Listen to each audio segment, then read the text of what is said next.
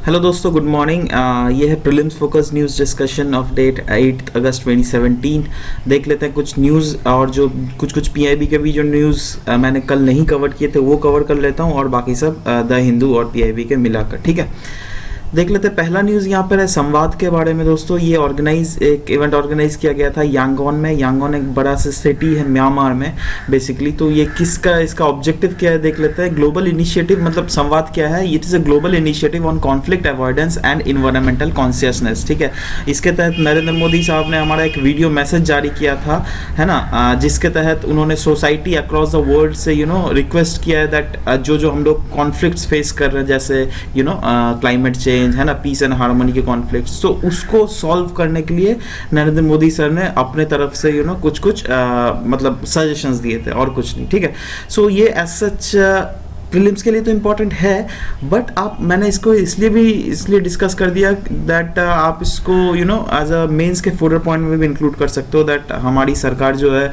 सिर्फ अपने लिए ही नहीं काम करती है, जो क्या वेस्टर्न कंट्रीज़ के द्वारा एलिगेशंस लगाया जाता है दैट ये लोग अपने फ़ायदे के लिए सिर्फ काम करती है। नहीं, हम लोग ऐसे सजेशंस भी देते रहते हैं, मतलब ऐसा कुछ बना के लिख सकते हो आप, मतलब यही बोलना है मेरे को और कुछ नहीं, है ना। नेक्स्ट है मिनिस्ट्री ऑफ टेक्सटाइल के द्वारा एक स्कीम लाया गया है जिसका नाम है हाथ कारगर समवर्धान सहायता स्कीम। इसके तहत गवर्नमेंट वीवर्स को असिस्ट करेगी। मतलब अगर कोई भी वीवर्स एक अपना नया लूम, मतलब वो जो लूम्स जो कहते हैं जहाँ पर बुनाई वुनाई चलती है, देखिए इस टाइप का लूम्स होता है। ठीक है, अगर कोई भी अपना नया वीवर्स खोलना चाहे तो सरकार उसका 90% ऑफ कॉस्ट सरकार बियर करेगी। ठीक है, तो इसीलिए ये बहुत एक अच्छा स्कीम है जिसके तहत जो वीवर्स को जो लग रहा था दैट सरकार हमारी मदद नहीं कर रही है, तो एटलीस्ट उन लोगों को लगेगा चलो भैया अभी तो कहीं ना कहीं से तो हमें मदद मिलने का एक आसार है। ठीक है, बट देखते हैं इसका ग्राउंड इम्प्लीमेंटेशन कितना होता है। ये तो जैसे अभी स्कीम आया है, इसका ग्राउंड इम्प्लीमेंटेशन देखना बाकी है अभी, है ना। सो this was about it. Next is measles rubella campaign दोस्तों। एक कैंपेन ऑर्गेनाइज किया इंडियन गवर्नमेंट के द्वारा। वैसे तो अभी से ये इसको यूनिवर्सल इम्यूनाइजेशन के तहत लाया गया है, बट स्टिल एक कांस्टेंट पुश दिया जा रहा है सरकार के द्वारा, क्योंकि मीजल्स रूबेला अभी भी देखा जा रहा है दैट बहुत सारे बच्चे इससे अफेक्टेड होते हैं। ठीक है, तो मीजल्स क्या है, रूबेला क्या है, ये हम अगले स्लाइड्स में बिल्कुल पढ़ेंगे, बट अभी देख लेते हैं इसके बारे में थोड़ा ब्रीफ क्या क्या लिखा हुआ है न्यूज़ में था।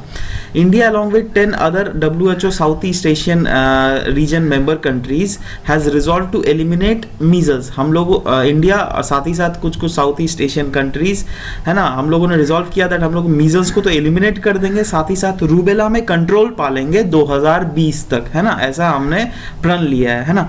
And the campaign aims to build up immunity for both measles and rubella disease that have already discussed. और इसके तहत हर एक चिल्ड्रन मतलब अभी तक इनका वैक्सीन नहीं लिया है उन्होंने, उनको वैक्सीन दिया जाएगा। साथ ही साथ वैसे भी चिल्ड्रंस हो सकते हैं ना दैट जिन्होंने वैक्सीन ले लिया, तो उनको फिर से वैक्सीन देने में भी कोई हर्ज नहीं है।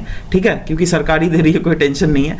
तो फिर से भी वैक्सीन देने से एक मतलब डबल प्रोटेक्शन टाइप्स का हो जाएगा। ठीक है, और ये क्योंकि सरकार अकेले नहीं कर सकती है, इसलिए सरकार कुछ स्टेक होल्डर्स का मदद ले रही है, like ministry of health and family welfare और भी कुछ अलग अलग मिनिस्ट्रीज जो क्या उस डिपार्टमेंट में काम कर रहे हैं। साथ ही साथ प्रोफेशनल बॉडीज जैसे Indian association of paediatrics, Indian medical association, civil society organisation और भी बहुत सारे स्टेक होल्डर्स हैं। सबका मदद लेकर मिल बांट कर मतलब ये कैंपेन को सफल बनाना है सरकार को, है ना। तो चलिए अब मीजल्स और रूबेला के बारे में अलग अलग देख लेते हैं। मीजल्स एक वायरल इन्फेक्शन है जो कि स्मॉल चिल्ड्रन में ज़्यादा फैलता है, और इसकी बिल्कुल प्रिवेंटेबल वैक्सीन है ना, वैक्सीन है जिससे प्रिवेंट इसको मीजल्स को किया जा सकता है। इसीलिए ना हम लोग मीजल्स रूबेला वैक्सीन अलॉट किया जा रहा है ना। ये तो मतलब अगर बाई चांस ऐसा प्रीलिम्स का क्वेश्चन में भी आ गया आपको लोचा घुमाने के लिए, तो आप सिंपल सा बात है भाई, हम लोग इम्यूनाइजेशन प्रोग्राम कैरी आउट क्यों कर रहे हैं, क्योंकि उसके तहत वैक्सीन दे रहे हैं, है ना। और क्योंकि वैक्सीन दे रहे हैं इस मतलब ये सिंपल है दैट इट इज प्रिवेंटेबल। ठीक है, now it spreads through air by the respiratory droplets. मतलब अगर कोई बच्चा छींकता है या स्नीज करता है तो उससे फैलने का डर है मीजल्स, है ना। और कुछ सिम्टम्स दिया जाए जैसे कफ, रनिंग नोज, इन्फ्लेम्ड आईज, है ना, sore throat, fever, red blocky skin rash, है ना। तो यही सब है। अब देखते हैं रूबेला के बारे में दोस्तों। रूबेला को एक ध्यान रखिएगा रूबेला भी क्वेश्चन में आ सकता है, और ऐसा भी आ सकता है जर्मन मीजल्स, है ना, क्योंकि रूबेला को ही जर्मन मीजल्स भी कहते हैं और 3 डे मीजल्स भी कहते हैं। बिल्कुल आ सकता है, लेकिन क्योंकि यूपीएससी ऐसा ही है, एनीथिंग अंडर सन, कुछ भी पूछ लेता है, तो हमें दूसरे नाम से भी ध्यान रखने पड़ेंगे। This disease is often mild, ज़्यादा हार्श डिजीज नहीं होता, माइल्ड डिजीज होता है। इनफैक्ट लोगों को पता भी नहीं चलता दैट ये डिजीज हुआ है, कुछ दिनों बाद पता चलता है जब डॉक्टर के पास जाकर दिखाते हैं, या फिर मतलब डॉक्टर के पास जाके दिखा, सिंपल सा बात है यार, है ना, मतलब कुछ देर बाद ही पता चलता है। अच्छा, इसके बारे में देख लेते हैं। It is a contagious viral infection. ये कंटेजियस है। कंटेजियस मतलब कम्युनिकेबल होता है, मतलब ये एक लोगों से दूसरे तक फैल सकता है, ठीक है। और इसके मेनली हम लोग कैसे इसको डिटेक्ट करते हैं, लाइक पीठ या फिर पूरा बॉडी में रेड रैशेज आ जाते हैं, ठीक है। और स्प्रेड कैसे करता है, अगर आप इन्फेक्टेड पर्सन के सलाइवा या फिर म्यूकस से डायरेक्ट कॉन्टैक्ट में हो, है ना। और ये भी अगर बच्चा अगर कफ या स्नीज करता है, मतलब जो भी अफेक्टेड पर्सन, सो उसमें भी फैलता है, ठीक है, क्योंकि एयर मतलब रेस्पिरेटरी ड्रॉपलेट्स जो एयर में फैलते हैं, उससे भी अगर आप उसको इनहेल करते हो तो भी आपको रूबेला हो सकता है। Next is Chinese RCEP push. दोस्तों आपको पता है दैट आरसीईपी में काफ़ी ज़्यादा अभी बातें, नेगोशिएशंस चल रही है इंडिया में, अभी हैदराबाद में कंडक्ट किया गया था, तो उसी के बारे में न्यूज़ है दैट चाइना फुल पुश कर रही है दैट ये टैरिफ का लिबरलाइजेशन कर दिया जाए, क्योंकि टैरिफ लिबरलाइजेशन करने से चाइना का बहुत ज़्यादा फायदा होना पड़ा है। बोला जा रहा है that 92% of traded products of China's will get tariff liberalised regime, ठीक है। मतलब 92% चाइना का जो गुड्स है टैरिफ लिबरलाइजेशन रिजीम के अंडर आ जाएगा, ठीक है। इससे उनको बहुत ज़्यादा फायदा होगा, मतलब दूसरा कंट्रीज ज़्यादा उसके गुड्स को रोक नहीं पाएंगे, ठीक है, और उसका बिजनेस बहुत ज़्यादा आगे बढ़ता रहेगा। और ये चाइनीज़ का एक अलग भी ऑब्जेक्टिव कंप्लीट कर रहा है दैट ये तो आरसीपी का पुश, मतलब बात तो चल ही रहा है, साथ ही साथ एशिया पैसिफिक इकोनॉमिक कोऑपरेशन, जिसको free trade area of Asia Pacific भी कहते हैं, तो उसका भी ऑब्जेक्टिव पूरा किया जा रहा है, ठीक है। अब ये क्या है एशिया पैसिफिक इकोनॉमिक कॉर्पोरेशन, ये नेक्स्ट स्लाइड में पढ़ते हैं, है ना। तो मतलब चाइना का ओवरऑल फायदा होने वाला है, इसलिए चाइना फुल्ली पुश कर रहा है इसको ट्रेड लिबरलाइजेशन के लिए। अब देखते हैं इंडिया का क्या इफेक्ट होगा दोस्तों। ये इंडिया के लिए थोड़ा बोला जा रहा है दैट हमारे लिए लॉस प्रूव हो सकता है। क्यों? क्योंकि India is already affected by Chinese good imports, है ना। इतना ही हमारा तो ऐसे ही में ट्रेड डेफिसिट बहुत ज़्यादा है, ठीक है। ऊपर से और भी चाइना को इंपोर्ट अगर होता रहेगा, क्योंकि टैरिफ पूरा लिबरलाइज हो जाएगा, तो फिर तब तो मतलब इंडिया, हमारा जो इंडिजिनस मार्केट है वो काफ़ी ज़्यादा लॉस हो जाएगा। लॉस होने के साथ साथ लोगों के पास जो हमारे इंडिजिनस जॉब, मतलब जिस मार्केट में जॉब करते हैं, उनका जॉब लॉस होगा, ठीक है। उसके बाद it will lead to the downsizing और क्लोजर ऑफ ऑपरेशंस, है ना। उसके बाद इंडिया का इंडस्ट्री शेयर भी काफ़ी ज़्यादा मार खा जाएगा। तो इसलिए इंडिया को जो भी डिसीजन लेना है वो बिल्कुल सोच समझ के लेना है ना। चाइना के अंडर में इन्फ्लुएंस पे नहीं आना है। भले ही हम लोग बोलते हैं that China is a developing country like ours, but still हम लोग से चाइना बहुत आगे निकला हुआ है, लेकिन ठीक है, हम लोगों को सब समय चाइना से कंपेयर नहीं करना चाहिए, है ना। तो this was about this news. हाँ, एशिया पैसिफिक इकोनॉमिक कॉर्पोरेशन के बारे में देख लेते हैं। इसमें 21 पैसिफिक रिम इकोनॉमीज है दोस्तों, ये देख लीजिए 21, जिसमें इंडिया नहीं है, ठीक है। बाकी सारे जितने ब्लैक में देख रहे हैं वो सारे एशिया पैसिफिक इकोनॉमिक कॉर्पोरेशन के मेंबर है, ठीक है।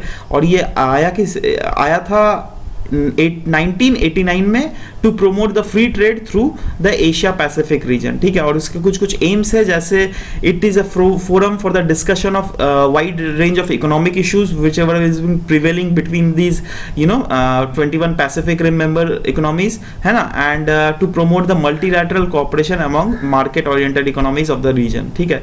और भी साथ ही साथ और भी कुछ एम्स है, जैसे simultaneous flow of goods, services, capital and technology. मतलब अच्छी बातें ही होते हैं इस सब में, तो है ना, एक बार पढ़ लीजिएगा।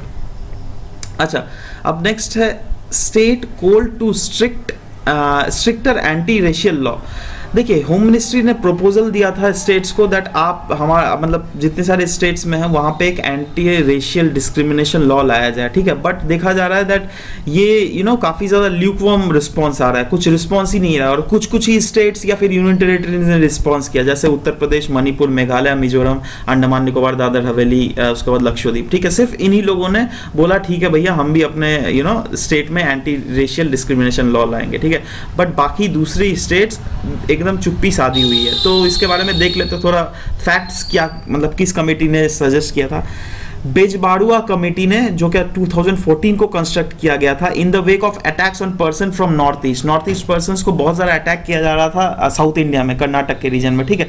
तो इसलिए बेजबाड़ुआ कमेटी का गठन किया, मतलब कर्नाटक में ही नहीं, दिल्ली विल्ली साइड में भी बहुत ज़्यादा उनको उन लोगों को एक्सप्लॉयटेशन किया जाता था, इसलिए बेजबाड़ुआ कमेटी को गठन किया गया था। तो उन्होंने बोला था दैट आप कुछ अमेंडमेंट लाओ आईपीसी में section 153A and section 509A। तो सरकार बोली ठीक है भैया लाते हैं, बट स्टेट्स कुछ मतलब स्टेट्स का रिस्पॉन्स काफ़ी ज़्यादा कम है, ठीक है। तो इसीलिए मतलब केंद्र सरकार, मतलब ये आप हम लोग बोलते हैं दैट हमारा जो स्ट्रक्चर है ये फेडरल स्ट्रक्चर है, बट स्टेट्स ही जब मदद नहीं करेगी आपको, तो आप उसका फेडरल फैब्रिक को कैसे मेंटेन रख पाओगे, ठीक है। तो मतलब ये आपको एक पॉइंट भी मिल गया, आप अपना मेंस का आंसर में लिख सकते हो, है ना। तो ये लाया क्यों जा रहा है कि to deal with the racially motivated crimes, और हाँ ये मेन जो हम चीज़ बात करने वाला है ये कंकरेंट लिस्ट में फॉलो करता है, जिसके तहत अगर कोई भी लॉ पास किया जाए तो सेंटर और स्टेट दोनों को मिल बांट के लॉ पास कर सकता है, ठीक है। ऐसा नहीं है जब सेंटर अपना मनमानी करे, ठीक है। अगर स्टेट से कुछ मतलब स्टेट्स का भी हाँ हो तभी लॉ फुल्ली इंप्लीमेंट किया जा सकता है, ठीक है। So this was about this Hindu news, the Hindu से वो न्यूज़ में था। नेक्स्ट इज दोस्तों, कर्नाटक अप्रूव्स कल्चरल पॉलिसी। देखिए बेसिकली ये कंटेक्स्ट बता दे रहा हूँ, because Karnataka wants to check on banning of books. ऐसा देखा जा रहा है कर्नाटक में जो नॉर्मल कन्नड़ लैंग्वेज के जो बुक्स है उनको बैन किया जा रहा है सरकार के द्वारा, ऐसा देखा मतलब वो लोग एलिगेशंस लगा रहे हैं, ठीक है। तो इसीलिए उन्होंने, आपको अगर पता होगा कुछ दिन पहले स्टेट फ्लैग भी लाया था, ठीक है, क्योंकि वो लोग को लग रहा था दैट हिंदी का इन्फ्लुएंस ज़्यादा हो रहा है साउथ में, ठीक है। तो इसलिए वो लोग नहीं चाहते दैट हिंदी इन्फ्लुएंस हो साउथ में, इसलिए उन्होंने ये भी लाया था। और साथ ही साथ अभी वो लोग ये एक कल्चरल पॉलिसी भी ला रहा है, और ये कल्चरल पॉलिसी तब लाया गया है जब सेपरेट स्टेट फ्लैग को भी उन्होंने अडॉप्ट किया है ना। तो एनीवेज देख लेते हैं इसके बारे में क्या क्या कल्चरल पॉलिसी के अंडर कर्नाटक गवर्नमेंट करने वाली है।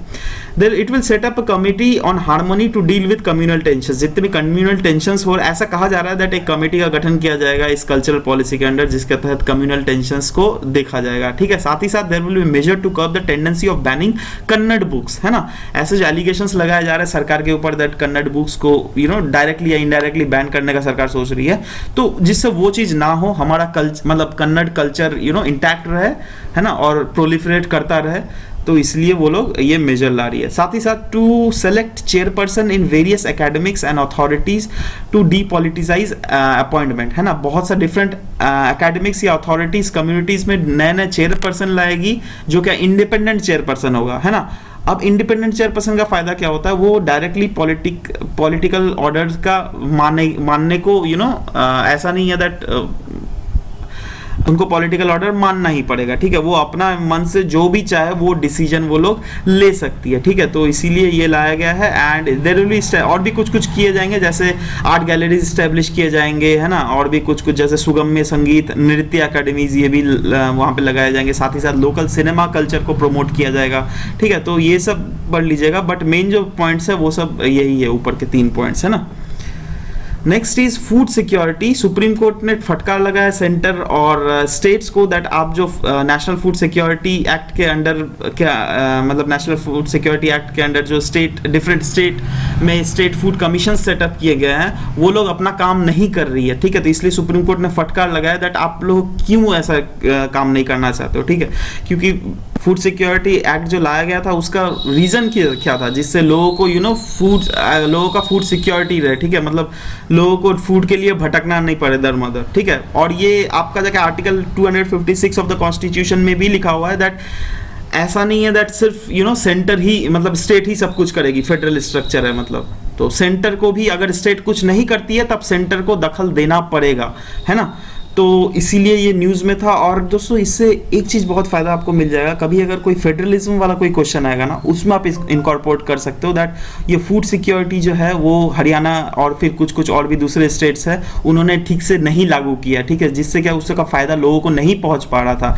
इसीलिए सुप्रीम कोर्ट ने भी फटकार लगाया था सेंटर को, और सेंटर गवर्नमेंट को भी उस समय दखल देना चाहिए जब स्टेट गवर्नमेंट कोई भी एक्शन नहीं ले रही है, ठीक है। तो इसलिए आप ये सब इनकॉर्पोरेट कर सकते हो। साथ ही साथ सुप्रीम कोर्ट ने बोला एक मीनिंगफुल डायलॉग करना चाहिए स्टेट और सेंटर के बीच में, जिससे क्या ये इशू को रिजॉल्व किया जाए और स्पेशली उन जगहों में जो कि ड्रॉट अफेक्टेड है, उन लोगों को थोड़ा भी प्रॉब्लम नहीं होना चाहिए। साथ ही साथ सुप्रीम कोर्ट ने कहा है एक इंडिपेंडेंट ऑफिशियल का अपॉइंटमेंट करना चाहिए सरकार को, जिससे क्या लोगों के ग्रीवांस रिड्रेसल है, अगर लोगों को प्रॉब्लम हो रहा है इस एक्ट से, तो अगर कोई लोगों का ग्रीवांस रहेगा उसको अच्छे से रिड्रेस किया जा सके। Alright, so guys this was all about it. मिलते हैं नेक्स्ट क्लास में। Till then bye bye, take care and thank you for listening to me guys, thank you.